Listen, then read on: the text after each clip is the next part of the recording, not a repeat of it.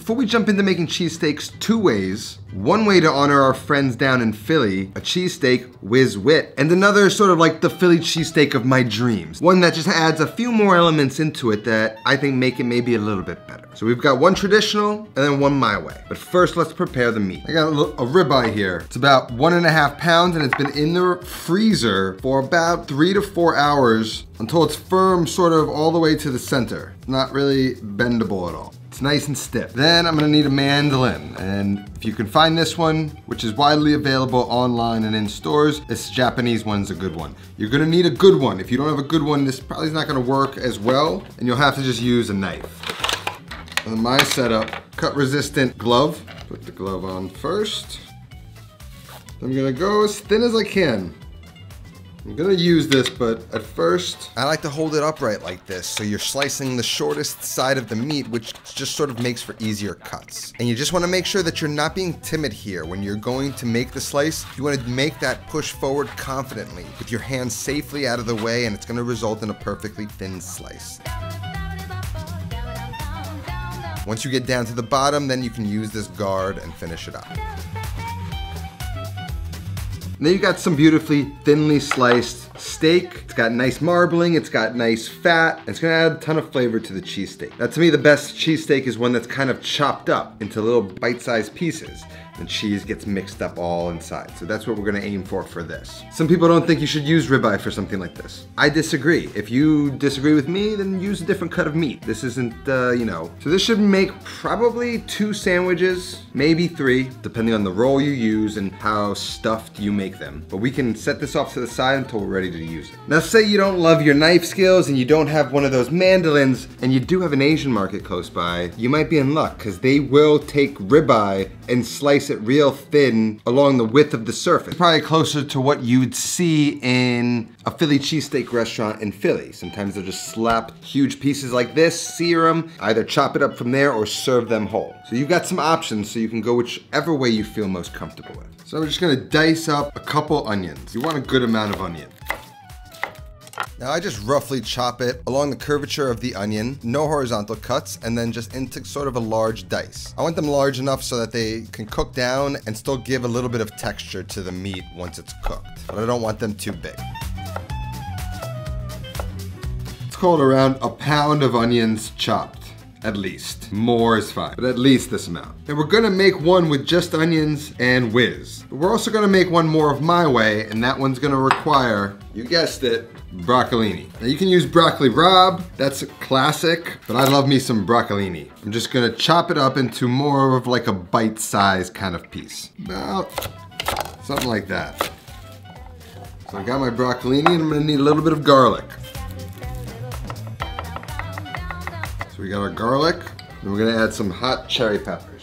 Tangy, bright, spicy, adds a nice little flavor to the whole mix and some balance to the richness and the sweetness. So for the cheese sauce, all we're gonna go in with a little bit of heavy cream or some milk is fine. And then I like the contrast of like a high-end ingredient and a low end. The low end's gonna give us this mouthfeel, and Velveeta or American is sort of that thing that is irreplaceable by artisanal cheese. So we blend that creamy mouthfeel that is irreplaceable with a high-end aged cheddar. And those two are gonna make up our whiz. Very simple. You could add all sorts of stuff. You could steep the milk in garlic and onions and spices to add more flavor to it, but at its most basic, it's just gonna be these 3 ingredients, maybe a little bit of salt, and that's gonna be a perfect cheese sauce. Now just roughly dice up about a ½ pound of that cheddar and then an equal amount of the American cheese and just get them all into a bowl.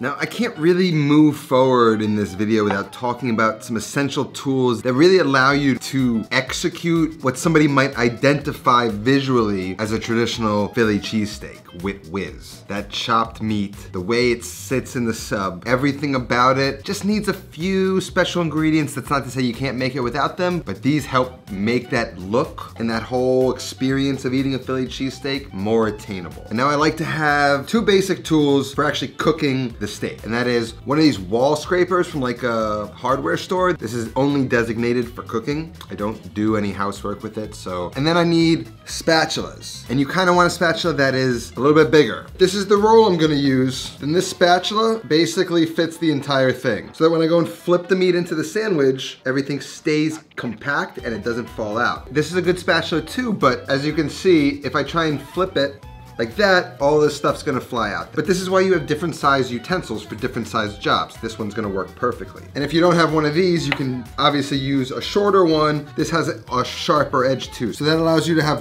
one spatula holding the meat down on the counter, so you can chop and scrape the meat to create that really fine, coarse texture that is iconic in a Philly cheesesteak. So we've got our utensils, got our bread. Now obviously a flat top is the tool that's used to usually make something like that, but most people don't have a flat top. If you have a flat top, great. But if you don't, you can obviously use whatever pan you want and you can probably get it done. But the best is a cast iron, especially a 12-inch cast iron. I'm gonna need that pan to easily fit the piece of bread that I'm gonna use. Because I want the spatula to be able to scrape under there and get all that beautiful caramelized beef before I flip it into the sandwich. A wide surface area also allows you to sort of work on different things, make sure everything gets nicely caramelized, and that cast iron's gonna retain heat, which we need to make sure the product is as good as it can be. And the last thing we need is a double boiler. I'm basically gonna add a little bit of water to the bottom of this pan, just enough to create steam, but not enough where the bottom of this pan is gonna touch the water. I'm gonna take about a cup or so and add it straight into the double boiler. It's gonna allow us to melt those cheeses into that sauce and create like a really beautiful cheese sauce that's really gonna look exactly like Cheese Whiz, but it's gonna have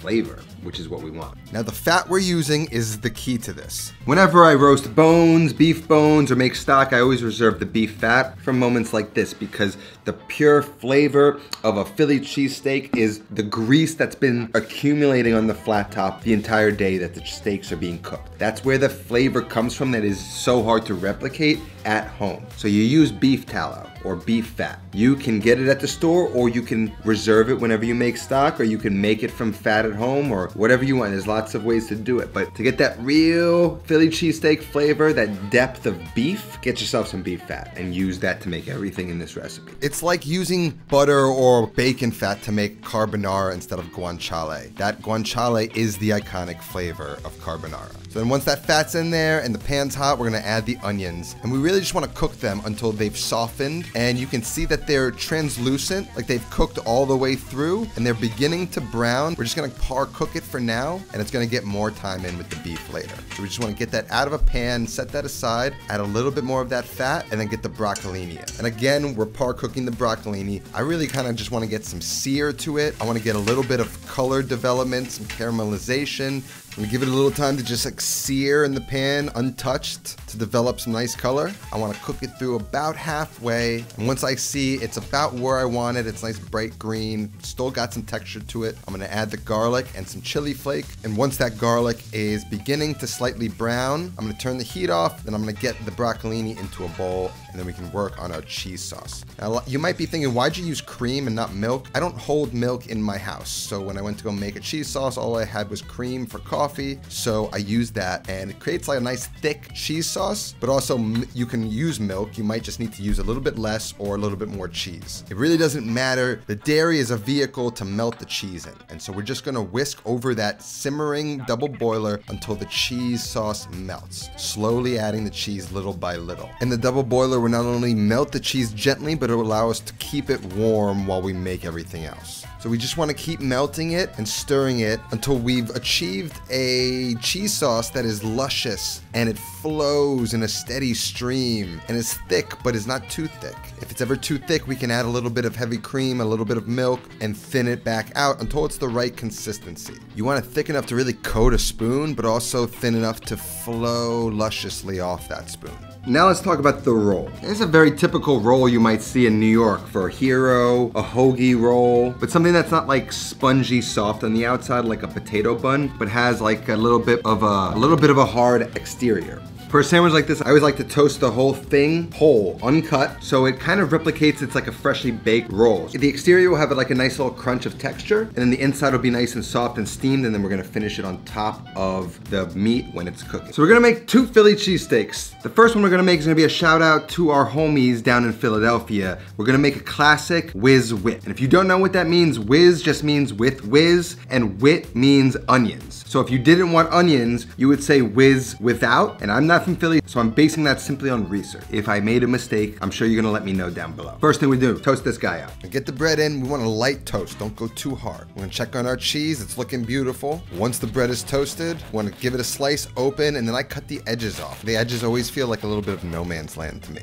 So now we got our cast iron hot on the stove. We're gonna get some of that beef fat in. Now we got it on high heat, and once that fat is melted and the pan is ripping hot, we wanna add about a ½ pound of the beef. And we wanna take our tools and spread it out across the pan and then season with salt. We wanna give that a moment to sear on that one side, and then we wanna take it and start to flip it. Get a little bit of color on that other side, and then that's when we're gonna start to implement our chopping technique. We went over this earlier, but as you can see, we're just sort of chipping the meat apart from itself, creating a finer texture to the meat while also trying to sear it in that hot pan in the fat. This is another reason why cast iron is so essential, because you can't do this in a non-stick pan. The cast iron is the proper vehicle to take the beating that we're giving the pan right now.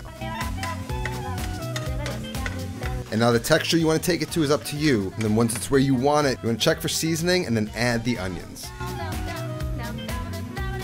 Once those onions are nicely incorporated into the meat, we're gonna add a little bit of cheese sauce that we're gonna start to incorporate into the beef itself.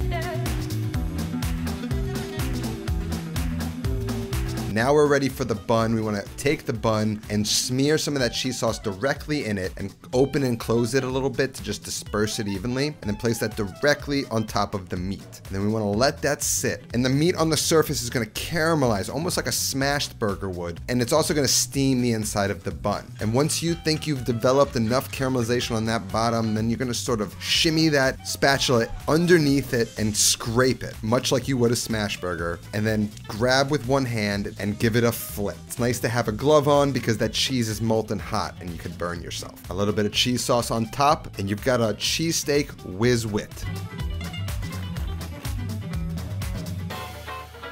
You got that cheese sort of flowing and melding throughout the meat, keeping the meat nice and moist. It's beautiful. Now the amount of deliciousness happening here is perfect. It's really all you need. But tomorrow I want lunch, and I maybe want to get some different flavors in there, some different vegetables, and that's where everything we prepped in is gonna come in handy tomorrow. So we're gonna pack everything up tomorrow for lunch. We're gonna make ourselves a sandwich just like that. We just pack everything up, get everything covered, and get it all into the fridge.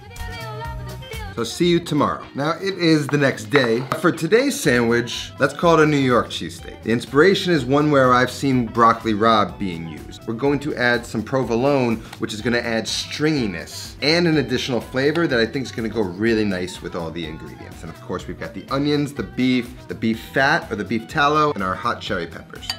Now something cool to note is, say you can find the rolls that you like and you want to buy a bunch of them, but you may not use them all. When I first bought these rolls, I brought them home and I wrapped the ones I knew I wasn't going to use in plastic wrap, and I threw a bunch in the freezer. And when you take them out, they take maybe an hour or two to really defrost to room temperature, and they are fresh as new. This is one I didn't freeze, but I wrapped, and just by touching, I can tell this one is a little bit more stale. So don't be afraid to freeze bread. So now I don't even have to go to the store to get bread. Nice and soft, and we'll just toast that up and bring it back to life like it was just baked. First thing I want to do, get my cheese sauce heated back up. We're just going to set up our double boiler again and pour in our cheese sauce.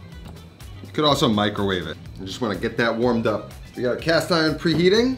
So get your bread toasted, get that cheese sauce melted. Once the bread's toasted, you cut the edges off so the bread is crunchy on the outside, soft and spongy in the middle. Slice it down the middle. And once the cheese sauce is hot and fully melted and the cast iron pan is ripping hot, get some of that beef fat into the pan and we can add the beef. And the technique is more or less the same as we did yesterday. We're just sort of incorporating more into it. Spread that beef out, let it sear, flip it, let it sear on that other side. And the only difference is I'm gonna get some of the broccolini in and some of the onion in and add them to the corner of the cast iron to heat up, and then eventually we'll work them in. And then start to chip away and break down that beef. Then you start to work in those onions, the broccolini, we're gonna add the hot cherry peppers, and we're just gonna sort of chop it all together.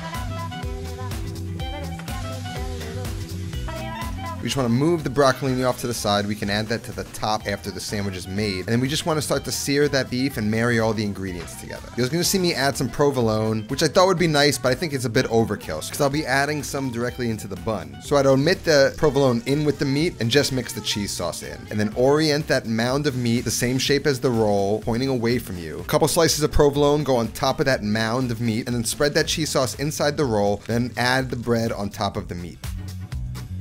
Let the meat caramelize on the pan, scrape that caramelized meat, and then a nice strong flip to reveal some perfection. A little bit more cheese sauce on top, and you got another amazing cheesesteak sandwich. Oh, and of course some of that broccolini straight on top. I overstuffed this one a little bit, but all the flavors together, the mix of cheeses, the peppers, one of my favorites. So whether you like the traditional, you like this, now you got options. You can make a proper Philly cheesesteak at home. Don't let anyone tell you otherwise. The link to this recipe and more are gonna be down below. That's all that I have today. I'll see you next time. Until then, take care of yourself and go feed yourself.